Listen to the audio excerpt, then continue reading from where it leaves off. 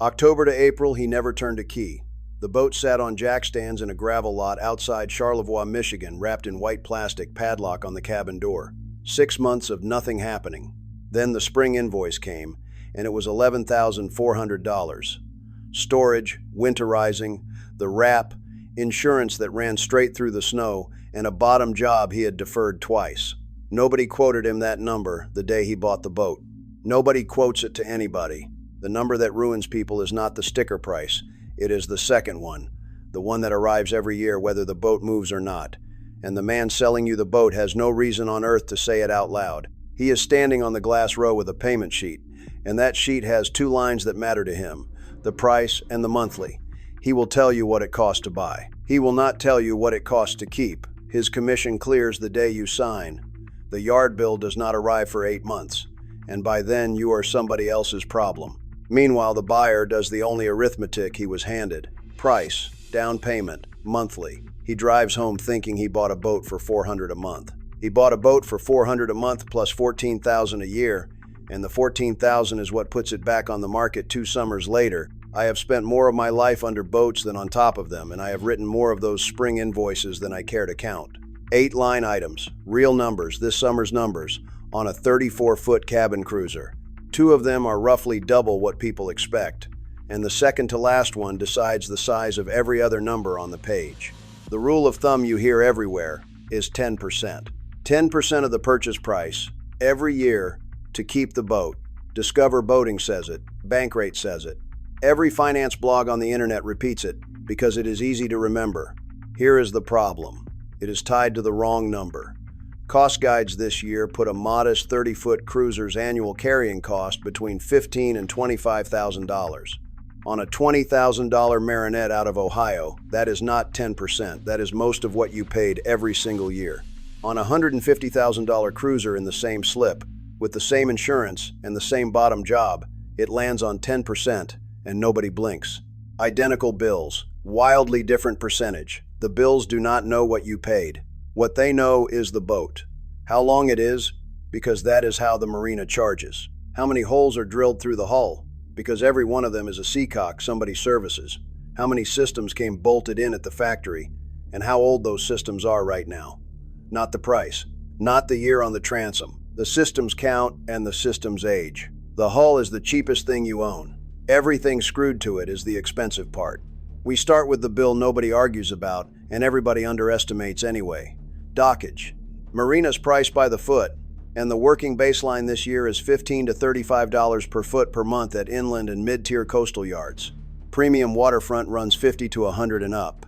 Newport Beach published a public rate sheet at $53 and change per foot for a 40-foot slip. Published, not estimated. 2 details do the damage. They charge for the slip, not the boat. So your 34-footer in a 36-foot slip is a 36-foot bill. And length overall means overall. The pulpit, the swim platform, the dinghy off the stern. A 34-foot cruiser is routinely a 38-foot invoice. At $22 a foot on 38 feet, that is $836 a month, $10,000 a year, before you have bought a gallon of anything. And it starts the day you sign. Number 7 is winter. And north of the Mason-Dixon, the boat costs the most during the months you cannot use it. Haul, pressure wash, winterize the engines and the water system, shrink wrap, ground space until April. Yardmen on Long Island quote that bundle at $150 to $200 a foot, and owners up there report $6,500 to $7,000 for a basic out and back in on a mid-30s boat. The wrap alone is $10 to $18 a foot. Call it $5,000 to $7,000 for the privilege of the boat existing between October and April. And the slip does not always stop. Plenty of marinas want a spring deposit in the fall to hold your spot, so you pay for water you cannot put the boat in. Number 6, you cannot see in a listing photo, and it is the first bill that lands after the boat is yours. Anything living in the water needs bottom paint, and the cycle is 1 to 3 years. A mid-range job on a boat this size, full prep and 2 coats of anti-fouling, runs about $2,200 all in. Yards bill by the foot, $10 to $18 for the first coat, plus paint and a haul and launch charge of $6 to $10 a foot on top. Zincs go with it. So do the shaft seals, the cutlass bearings, and the 4 or 5 hours of yard time discovered the moment the boat is in the air. The listing said the bottom was done. Ask when. Ask by whom. Ask for the invoice. The word done costs about $2,000 to verify. That is most of buying a used boat, knowing which questions cost nothing to ask and which answers cost $2,000 to skip. I put all of them in the Boats Worth Buying playbook, how to buy, own, and sell a used boat without sinking your savings. The survey questions, the walkaway list, and an ownership cost worksheet you fill in with your own slip rate and your own yards numbers before you make an offer, not after. A small number up front, so the big number never shows up. The link is in the description, and there is a QR code on screen if you would rather scan it. If you would rather work it out yourself, everything I just said still stands. Number 5 is insurance, which is where the boat's age stops being charming. On paper, a cruiser runs $500 to $1,500 a year. In practice, a 35-foot cabin cruiser kept in South Florida and used year-round is realistically $2,500 to $3,200. Underwriters use 1% to 2% of insured hull value as a benchmark, and they load it in hurricane country. Then there is the age gate. Most carriers want a professional survey once a boat is past 10 or 15 years old, and on cabin cruisers that is nearly the whole fleet. A survey is $15 to $30 a foot, $600 to $900 on a mid-30s hull, and plenty of carriers only accept one written inside the last 12 months. It is not a one-time cost at purchase. On some policies, it is a recurring condition of coverage, and the yard has to lift the boat for the surveyor to see the bottom. The premium is the small part. The conditions are the expensive part. Number 4 is fuel, and it surprises people, though not the way you expect. Gas at the dock runs $4.50 to $6.50 a gallon depending on the region, diesel $5 to $7, and the price boards this month have docks posting $5.35, $5.99, $6.55. Marine fuel always carries a premium of $1 or $2 over road prices because somebody has to truck it to the water. Now the surprising part. The average recreational boat gets between 50 and 100 hours a year. 50 hours. A gas 34-footer burning 18 gallons an hour at cruise, $6 a gallon, comes to $5,400. Painful, and still smaller than the slip. Fuel is the cost everybody budgets for, and the only one on this list you can control by staying home. Nothing else here cares whether you show up. That took me 20 years to understand, and if it saved you a bad assumption, hit the like button. It is the only thing that puts this in front of the next fella about to sign a payment sheet. Subscribe if you want the rest of them. Number 3 is engine service, and here I am going to defend something the diesel crowd loves to sneer at. The carbureted small block gas V8, the 350 inches 1,000-old cruisers, Mercruiser or Crusader or Chrysler, is the cheapest running gear you will ever own. Oil and filters, plugs, a raw water impeller every 3 to 5 years, a distributor cap, parts sit on a shelf at any auto store on the continent, and a yard mechanic does not need a laptop to have a conversation with it. It has one honest expense, and that is exhaust.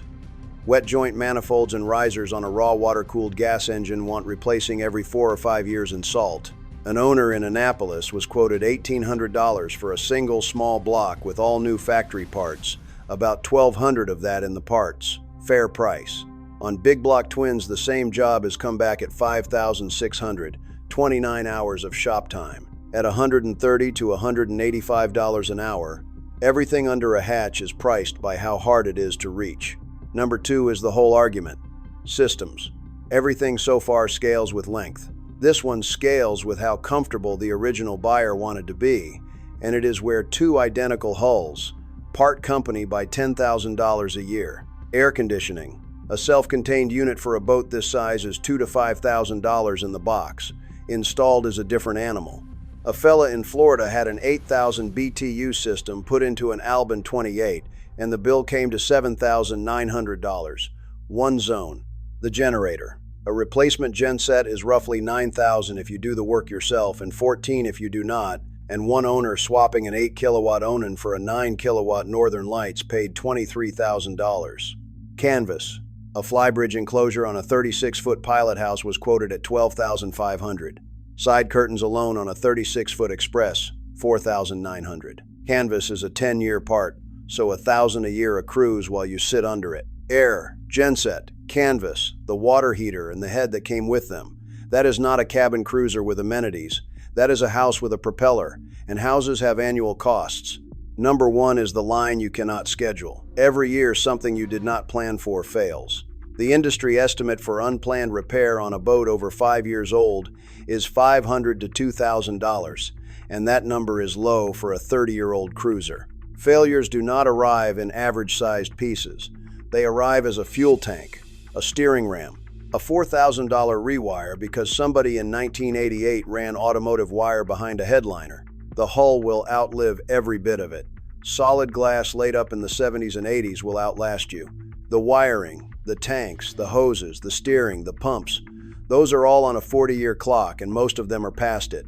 40 years. That is how long the hull has been holding up and the wiring has been getting older, and only one of the two is going to send you a bill. What I would buy with my own money, priced on the second year instead of the first. A Marinette 32, welded aluminum, gas 318S or 350S, clean ones trading between $18,000 and $28,000. No core to soak, no blisters to chase. A systems list about 4 items long. A mainship 34 pilot, single Yanmar, a hardtop instead of an enclosure, a hull that will loaf at 7 knots or plane at 15 when you are late. Clean ones ask 100 to 130. The single engine halves the exhaust, the impellers, and the winterizing. And if I were keeping one boat for 20 years, the Krogan Manatee 36. 90 to 110 horsepower under the floor, 6 knots, 14 feet of beam, 1 level deck. They trade around 110 to 160. Foam cord, shallow, cheap to feed for as long as you want it. All 3 cost less to keep than a 40-footer with 2 engines and a generator, and 2 of them cost less per year than the slip they sit in. Price the second year before you sign for the first. Get the slip rate, the yards per foot sheet, and last winter's invoice in writing first. The boats that cost the least to keep never make it onto a brochure, and I have a list of them.